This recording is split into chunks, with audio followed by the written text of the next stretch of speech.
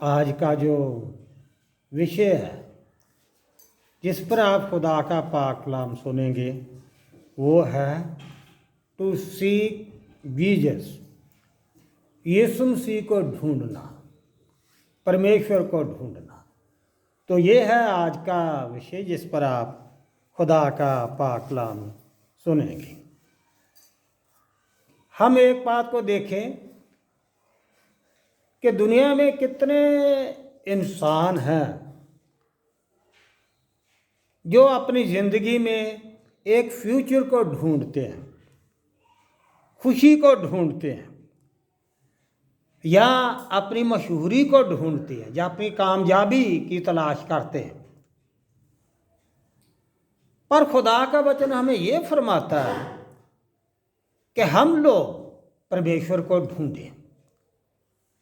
जो लोग दुनियावी चीज़ों को ढूंढते हैं और पा लेते हैं वो ये समझते हैं कि हम कामयाब हैं, पर वो कामयाब नहीं होते बल्कि वो फेल होते हैं। पर खुदा कुछ और ही हमें फरमाता है, और ये फरमाता है कि इंसान की ज़िंदगी का इस दुनिया में मकसद, बड़ा मकसद यही है कि वो खुदा को ढूंढे। यशायाह नबी की किताब में भी लिखा है कि तुम परमेश्वर को ढूंढो जब तक वो नज़दीक है। खुदा को ढूंढो, यही इंसान का सबसे बड़ा एक मकसद है, और इस दुनिया के जीने का भी मकसद यही है कि वो खुदा के साथ जुड़ा रहे और दुनिया में रहते हुए परमेश्वर को ढूंढे। हम लोग बड़ी बात को देखें कि खुदा के कुछ लोग थे, बंदे मैजी, जिनको मेजी कहा जाता है, मायूसी, वो खुदा को ढूंढने के लिए निकले। इस दुनिया में खुदा को ढूंढने के लिए निकले। हम ये देखें कि वो कोई आम इंसान नहीं थे, बड़े कामयाब इंसान थे। उनके पास ना पैसे की कमी ना दर्जे की कमी थी, सब कुछ था, दौलत भी बहुत थी। पर उनकी ज़िंदगी में ये एक बड़ी बात थी कि वो एक किसी नई चीज़ को ढूंढे, ऐसी चीज़ जिसके विषय में दुनिया जानती नहीं है, समझती नहीं है। वो एक नई चीज़ की, एक ज़िंदगी की तलाश में थे, एक प्रभु की तलाश में थे। असल में देखा जाए कि उस वक्त में ये जो लोग होते थे मेजी, जो बुजुर्ग होते थे, ऐसे जो हम ये कहें मायूसी, ये उस वक्त के, पुराने वक्त के पढ़े लिखे लोग होते थे और राजों के दरबारों में उनकी जगह होती थी।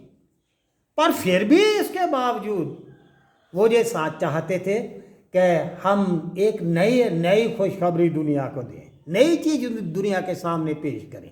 जैसे आज के वक्त में भी मीडिया नई खबर आगे पहुंचाने की कोशिश करता है, उस वक्त वही एक किस्म के दुनिया के लिए एक मीडिया थे, ताकि दुनिया को एक बड़ी अच्छी खबर, खुशखबरी दें।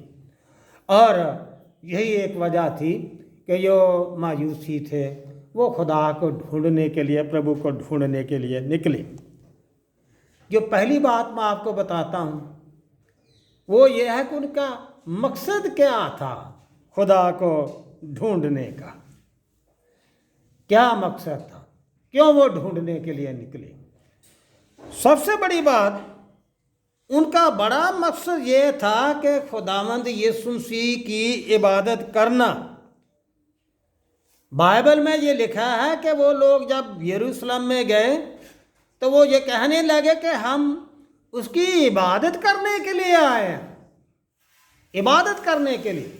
उनका मकसद कोई बिजनेस करने के लिए नहीं था, उनका मकसद कोई राजनीति के लिए नहीं था, क्योंकि आज के वक्त में जो सफ़ीर होते हैं, जो राजदूत होते हैं, वो दूसरे मुल्कों में जाते हैं कोई राजनीति का समझौता करने के लिए। पर वो ऐसे काम के लिए नहीं गए, ना बिजनेस के लिए गए, ना राजनीति के लिए। वो कहते हैं हम उससे सजदा करने के लिए आए, इबादत करनी है उसकी। कितनी बड़ा उनका ये बड़ा मकसद था, और ये उनकी एक सबसे बहुत बड़ी कुर्बानी थी, बहुत बड़ी कुर्बानी, कि वो खुदा को ढूंढने के लिए, परमेश्वर को ढूंढने के लिए निकले। ये कोई आसान बात नहीं थी, आसान बात नहीं थी। बहुत लंबा सफ़र और बड़ी कुर्बानी और जिसमें गर्मी सर्दी बर्दाश्त करना और काफ़ी लंबा समय ऊँटों पर चलना ये कोई आसान बात नहीं। हम कार में भी 7-8 घंटे का सफ़र में बैठकर वो लगातार सफ़र 7-8 घंटे नहीं कर सकते, पर वो ऊँटों पर आए। ये कितना बड़ा उसका बलिदान था, उनका बड़ा बलिदान। खुदा के असल में कलाम में ये भी लिखा है कि जो खुदा की बादशाही को ढूंढते हैं उनके लिए जो बलिदान है वो कोई इतना मायने नहीं रखता, पर ये जो दुनियावी बलिदान है उनसे भी कहीं ज़्यादा उनका बड़ा बलिदान था, बहुत बड़ा बलिदान। वो रब को ढूंढने के लिए निकले, यीशु मसीह को, जिसकी उन्होंने ये खबर पाई थी। तो हम ये देखें ये कितनी अच्छी बात है कि वो प्रभु को ढूंढने के लिए निकले। पर दूसरी बात मैं आपको बताना चाहता हूँ, ढूंढने का उनका तरीका क्या था, कैसे उन लोगों ने खबर पाई। पहले तो बड़ी बात यह है कि यहूदी लोग पूरी दुनिया में फैले हुए थे। उन लोगों ने खबर पाई उनसे और बाइबल से भी कि दुनिया में एक राजों का राजा पैदा हुआ, राजों का राजा पैदा हुआ। यहूदियों से भी खबर पाई और खुदा के कलाम से भी, और ख़ास तौर पर जो पोल स्टार था जिसको हम कहते कुशल तारा, वो जो खबर बता रहा था एक राजों का राजा पैदा हुआ, राजों का राजा। हम कहते हैं कि वो तेरे बड़े माथे का सितारा बड़ा चमक रहा है। ये हम ये देखें, जो पोल स्टार जो था ये खुदा में यीशु मसीह की ग्रेटनेस, उसकी महानता बता रहा था कि वो कितना महान है, दुनिया में बड़ा राजा, राजों का राजा। और ये कितनी बड़ी अच्छी बात है जो उन लोगों ने अपने नजूम से या अपने ज्ञान से ये खबर पाई। तो हम ये देखें कि उनको ये खबर मिली और वो अपने इसीलिए वो ढूंढने के लिए निकले ताकि वो अपने मिशन को या अपने मकसद को उसको वो पूरा करें। और पहला तो उनका मकसद उनका बड़ा काम यही था, यहीं से उन्होंने ये इन्फॉर्मेशन पाई पोल स्टार के वसीले से। पर हम ये देखें कि खुदा की रूह ने उनको इंस्पायर किया। है तो वो मजिशियन थे, क्या हम ये कह लें जादू मंत्र करने वाले, पर खुदा की रूह आप ये देखें कि वो उनको खींच कर ले आए। खुदा चाहे तो कैसे भी लोगों को अपनी खिदमत के लिए इस्तेमाल कर सकता है। ये हमारी किसी भी तरह की कोई सलाह देने की रब को बात नहीं। खुदा चाहे तो जैसे मर्जी अपना काम कर सकता है, पर खुदा ने उन लोगों को चुना ताकि वो खुदावंद यीशु मसीह को ढूंढें और दुनिया को सबसे पहली खबर दें। और इसलिए वो खुदा की रूह ने भी उनकी अगुवाई की। पर सबसे बड़ी बात यह है कि खुदा ने इब्तिदा में या शुरू में जो जंटाइल थे उनको इग्नोर नहीं किया, इनको इग्नोर नहीं किया, उनको रिजेक्ट नहीं किया। हम ये सोचते हैं कि खुदा हमें प्यार करता है, हम ये सोचते हैं कि खुदा इसराइलियों को प्यार करता है, जहाँ ये दुनिया ये ख़ास लोग हैं खुदा के, पर नहीं, सारी कौमें खुदा की हैं, हर इंसान खुदा का। और खुदा ने उनको चुना, जंटाइल को, बाहर की कौमों को चुना ताकि वो यीशु मसीह की तलाश करें और दुनिया को खबर दें। ये कितनी बड़ी खुदा की बड़ी पहुंच है। हम ये ना सोचें कि खुदा हमारा या खुदा हम तक सीमित है। खुदा पूरी दुनिया का, सब कौमों का खुदा। हम गीत भी गाते हैं, खुदा बंदा तू लश्करां दा खुदा है, वो सबका खुदा। पर हम ये देखें कि यहाँ पर खुदा ने कैसे उन लोगों को चुना, बल्कि उनको ये प्रायोरिटी दी, पहल दी कि वो खुदा की खिदमत में या खुदा के जन्मदिन की खबर वो दुनिया में दें और पूरी दुनिया तक फैले।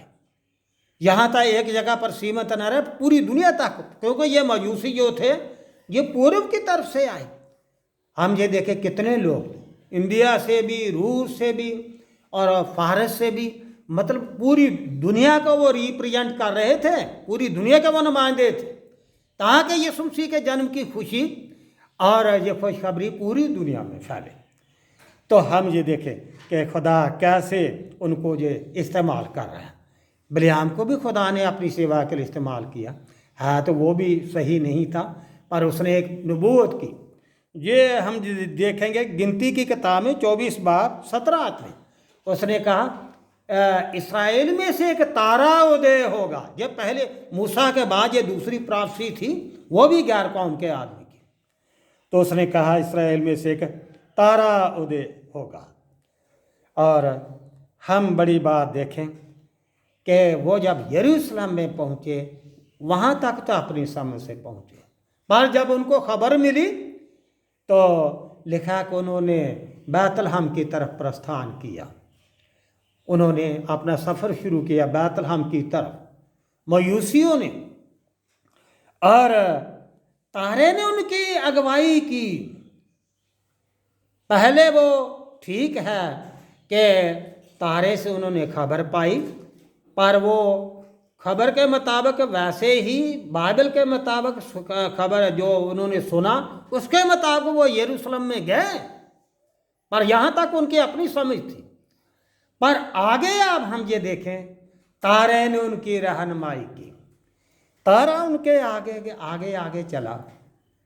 हम ये देखें कि इतनी बड़ी खुशखबरी को आगे बढ़ाने के लिए, दुनिया तक पहुंचाने के लिए तमाम जो सितारे हैं, जो कायनात, जो हम ये देखें कि तुम्हारी तमाम कुदरत, तमाम आसमान की सब चीज़ें, आकाश मंडल यीशु मसीह की सेवा में और यीशु मसीह की खुशखबरी फैलाने में लगे हुए। आगे आगे चला उनके आगे तारा, और वो तारे को देखकर खुश भी हुए।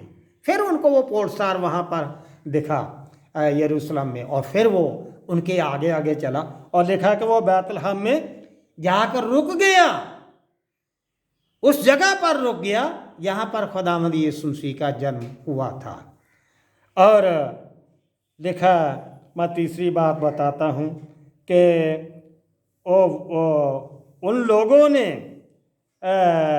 वो बैतलहम में जब पहुँचे और उन लोगों को वो प्रभु मिला, परमेश्वर मिला, खुदा का बेटा मिला, राजाओं का राजा मिला, उनको इतनी मुश्किल नहीं पड़ी बल्कि आसानी हुई, क्योंकि सितारे ने वो फ्लैश लाइट उस घर पर डाली यहाँ पर यीशु मसीह का जन्म हुआ था। ये ठीक है, मयूसी पहले वो मयूसी ने गडरिये पहले पहुँचे, पर ये काफ़ी समय के बाद पहुँचे। वो चरनी में पहुँचे, पर ये जो थे हम ये कहें मयूसी, ये घर में पहुँचे। लिखा वहाँ पर लिखा घर में उन्होंने देखा, तो उसको अपना सोना मुर और लबान ये सारी चीज़ें उनके प्रभु के सामने पेश की। पर बड़ी बात यह है, वो बड़े खुश हुए इस बात को देखकर, प्रभु को देखकर, और उसके दर्शन करके सिजदा किया। उन्होंने उसकी वर्शिप की, रूह से की। कितनी खुशी हुई, जैसे जिंदगी में उनको उनकी को मंजिल मिल गई, सब कुछ मिल गया। उन्हें कुछ नहीं चाहिए था, बल्कि यही चाहिए था कि जिसकी खबर उन्होंने पाई है बाइबल में से या यहूदियों से सुनकर, या पोल स्टार के या तारे के वजह से वो उनको मिले, उसको वो देखें, उसकी वो इबादत कर सके। वो बहुत खुश हुए कि उनका सफ़र मुबारक हुआ। हम कई बार इस बात को नहीं समझते कि जब रूहानी ज़िंदगी होती है, जब इंसान खुदा की तलाश दुनिया में रहते हुए करता है, तो कितनी उसको खुशी होती है कि वो अपनी उस खुशी को बयान नहीं कर सकता। हमारे घर में कोई और तरह की खुशी हो, कोई बेटा पैदा हो, तो मेरे ख्याल है कि उसकी भी इतनी खुशी नहीं होती जितनी ये खुशी होती है कि जब इंसान रब के करीब होता है, जब इंसान खुदा को तलाश लेता है, जब इंसान अपनी ज़िंदगी को, अपने मन को लेकर खुदा के कदमों में पहुंच जाता है। इससे बड़ी कोई खुशी हो ही नहीं सकती, इसको बयान ही नहीं किया जा सकता। पर जिसकी ज़िंदगी बदलती है ना, जो रब को ढूंढ लेता या रब के पास आ जाता उससे पूछो। हर इंसान को, बहुत से लोगों को इस बात का तजर्बा नहीं होता, पर मैं ये अपनी हकीकत में ये कह सकता हूँ कि मुझे अपनी ज़िंदगी में मेरे बच्चों के जन्म के बाद कभी इतनी खुशी नहीं हुई जितनी तब जब मेरी ज़िंदगी बदली, जब मैं खुदा के पास आया। तो ये है एक बड़ी खुशी की बात। उनकी भी ऐसे ऐसे उनको महसूस हुआ जैसे उनको मंजिल मिल गई, उनका सफ़र जो था वो मुबारक हो गया। और हम ये देखें कि हम किधर किधर क्या क्या ढूंढते हैं, कहाँ फिरते हैं, पर हमें चाहिए कि हम इस बात का ध्यान करें। हमारी दुनिया में आने का मकसद ये नहीं है कि वो दुनिया के कामों में लगे रहें, वो बस दौलत के पीछे, कामों के पीछे, बल्कि खुदा की तलाश करें, प्रभु के पास आए। पर इनको यह मंजिल मिल गई। और आखिरी मैं बात आपको बताना चाहता हूँ कि उन लोगों ने प्रभु की इबादत भी की और जो मुक्ति का जो भेद था वो समझा, मुक्ति की मिस्ट्री को समझा। ये आखिरी बात अच्छी तरह से समझा कि वाकई ही दुनिया में जो मुक्ति है वो इसी के वसीले से है, उद्धार करता है और किसी तरीके से नहीं। जो दुनिया के सल्वेशन है, जो मुआफ़ी है, वो इस तरीके से नहीं कि हम किसी अपने कामों के वसीले से या और किसी तरीके से हम उसको पा सकें। बाइबल में लिखा कि इंसान के काम तो एक गंदे चिथड़े के समान, पर हम ये देखें कि ये एक बड़े भेद की बात है कि जो इंसान यीशु मसीह पर ईमान लाते हैं वही इस बात को समझ पाते हैं कि वाकई में मुक्ति यीशु मसीह के वसीले से, उस पर ईमान लाने के वसीले से, उसके कदमों में सिर रखने के वसीले से, वो भी इस बात को पूरी अच्छी तरह से समझ पाए कि वाकई में जो अनंत जीवन और अनंत खुशी वो यीशु मसीह के द्वारा है। और उन्होंने सोना और लबान यीशु मसीह के कदमों में पेश कर दिया, रखा ये सब चीज़ें। ये सोना और लबान नहीं, बल्कि अपनी ज़िंदगी यीशु मसीह के कदमों में रखी। अपना मन, अपनी हैसियत, अपनी औकात, अपनी सारी सामर्थ, ये सारी चीज़ें यीशु मसीह के कदमों में ऑफर कर दी। उनके लिए दुनिया में कोई चीज़ इतनी मायने नहीं रखती थी, कोई चीज़ इतनी कीमती नहीं थी, ना उनका दर्जा, ना उनका पैसा, ना कोई भी चीज़, बल्कि उन्होंने अपने आप को, अपने ज्ञान को, अपने सारे इल्म को यीशु मसीह के कदमों में रखकर सजदा किया, बड़े खुश हुए, इबादत की उसकी। कोई चीज़ उन्होंने ये समझ गए कि हमारे इल्म, हमारी मशहूरी, हमारा पैसा, हमारा दर्जा बादशाहों के दरबार में वो भी किसी काम का नहीं, बल्कि सब कुछ यीशु मसीह के कदमों में है। और वचन ये भी बताता है, हिस्ट्री ये भी बताती है कि एक मयूसी तो बाद में अपना घर सबको छोड़कर वो इस्राएल में चला गया, यीशु मसीह की सेवा करने, प्रचार करने लगा। बाइबल में उसका जिक्र पाया जाता, पर मुबारक हैं वो जो खुदा को ढूंढते हैं। खुदा यही फरमाता है कि हम ढूंढें प्रभु को, यीशु मसीह को ढूंढें। हमारी ज़िंदगी का मकसद यही है। और मुबारक है वो लोग जो यीशु मसीह को पा लेते हैं और यीशु मसीह के कदमों में आते हैं। खुदावंद आप लोगों को बहुत बरकत दे। आमीन।